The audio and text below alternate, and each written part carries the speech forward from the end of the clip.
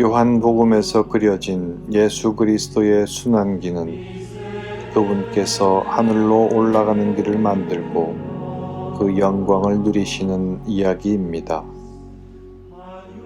씨앗이 땅에서 썩어 없어지는 것을 보고 우리는 씨앗이 죽었다고 말하는 것이 아니라 새 생명의 싹이 텄다고 말하듯이 예수님의 순환과 죽음은 끝이 아니라 시작이며 패배가 아니라 승리이며 땅속으로 내려가는 것이 아니라 하늘로 올라가는 것입니다. 이 오묘한 십자가의 여정에 동행하시기 바랍니다.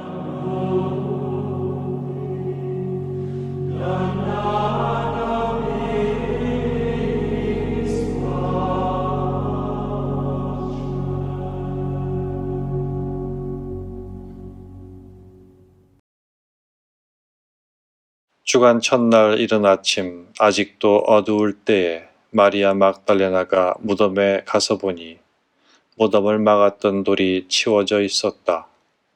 그래서 그 여자는 시몬 베드로와 예수님께서 사랑하신 다른 제자에게 달려가서 말하였다. 누가 주님을 무덤에서 꺼내갔습니다. 어디에 모셨는지 모르겠습니다.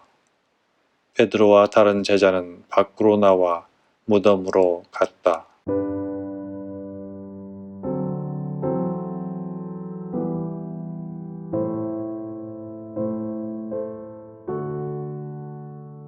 지금까지 우리는 예수님의 순환과 죽음을 요한복음 사가의 눈으로 보았습니다.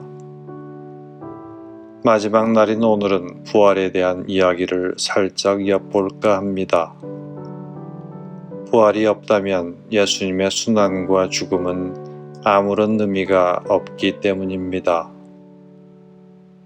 부활에 대한 첫째 증언 내용은 무덤이 비어 있었다는 것입니다. 곧 무덤의 돌이 치워져 있었습니다. 이는 부활이 어떤 의미를 지니는지 시사해주는 대목이기도 합니다. 부활이란 자신을 둘러싼 돌을 치우는 것을 의미합니다.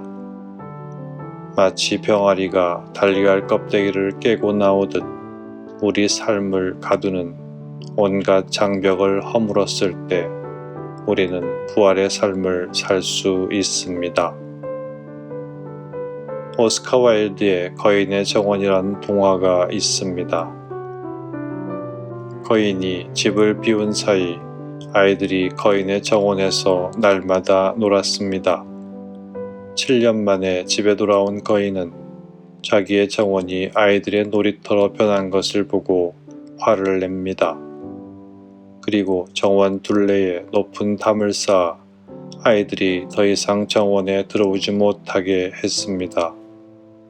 꽃들과 새들과 봄바람은 더 이상 아이들을 볼 수 없게 되자 거인의 정원에 머물고 싶어 하지 않았습니다.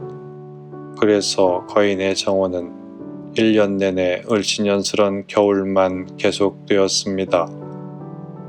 거인은 봄이 찾아오지 않는 이유를 알지 못한 채 봄을 기다렸습니다. 그런데 어느 날 정원에 봄이 찾아왔습니다. 거인이 봄을 맞으려고 창문을 활짝 여는데 뜻밖에도 정원에 아이들이 놀고 있었습니다. 담벼락에 난 작은 구멍을 통해 아이들이 놀러 온 곳입니다.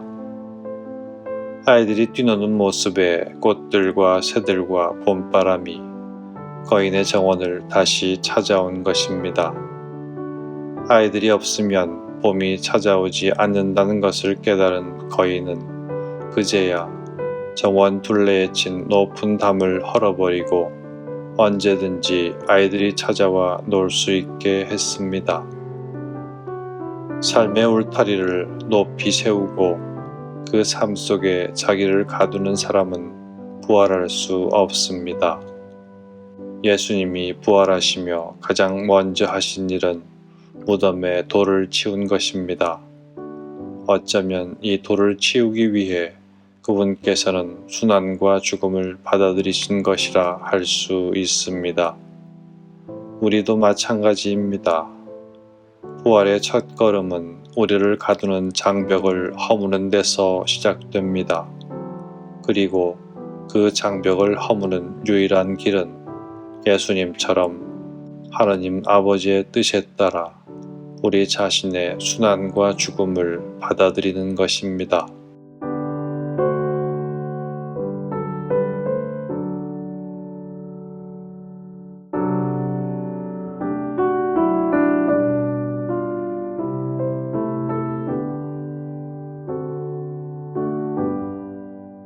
저희에게 영원한 생명을 주기 위해 죽기까지 하신 예수님, 당신께서 몸소 죽음의 감옥문을 깨뜨려 버림으로써 저희는 죽음의 세력에서 벗어나 당신과 함께 참 생명을 누릴 수 있게 되었습니다.